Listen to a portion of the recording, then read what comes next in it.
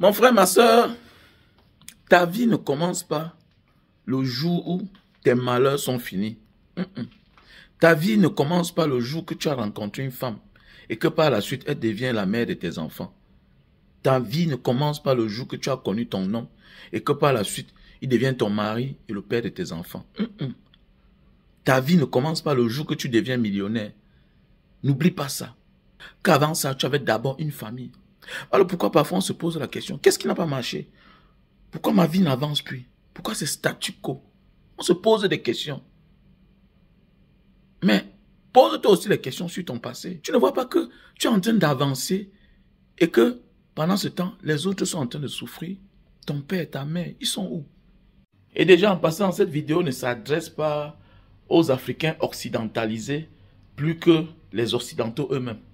Parce qu'ils vont venir là tout à l'heure dire que non, ici, là, non, l'enfant ne donne rien à ses parents. Non, c'est le système là-bas. Là-bas, le système prend en charge enfants et vieilles personnes. Alors que chez nous, c'est le parent qui prend d'abord en charge son enfant. L'enfant grandit, en retour, prend aussi ses parents en charge. Parce que chez nous, il n'y a pas le social. Je parle en tant qu'Africain. Peut-être même certains frères et sœurs qui t'ont aidé hier, qui étaient là avec toi. On est né quelque part, on vient de quelque part. Faisons beaucoup attention. Plusieurs d'entre nous ont souvent l'habitude d'oublier cela. Que notre vie ne commence pas dès le jour où on a connu une femme ou on a connu un homme. Notre vie a commencé quelque part. On fut fœtus quelque part, on fut enfant, on est venu au monde. Il y a des personnes qui nous ont pris en charge, qui nous ont aidés à grandir. Comment subitement tu définis la vie à ta petite famille? C'est-à-dire ta femme, tes enfants et toi. Non. Non.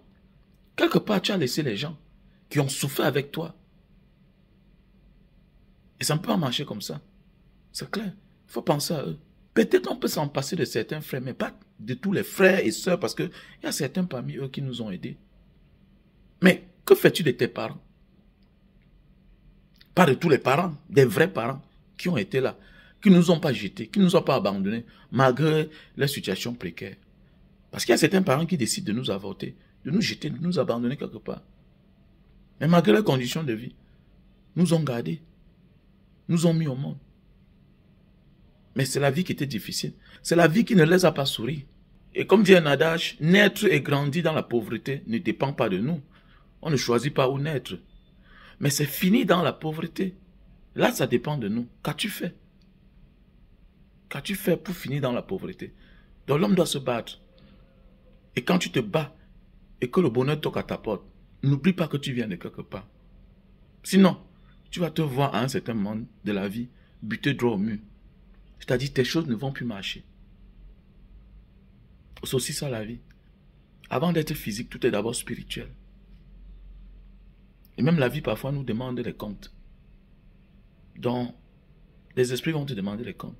Qu'as-tu fait des gens avec qui tu as grandi? Parfois même tout ce qu'on a eu dans la vie, ça commence à perdre sa valeur. Qu'est-ce qui n'a pas marché? Parce que tu as négligé la valeur de ceux avec qui tu as commencé. Donne de la valeur à ceux avec qui tu as commencé. C'est-à-dire, aide-les, viens-leur au secours. Et tu verras que ta vie aura plus de valeur. Où que tu te trouves. À bon entendeur, salut.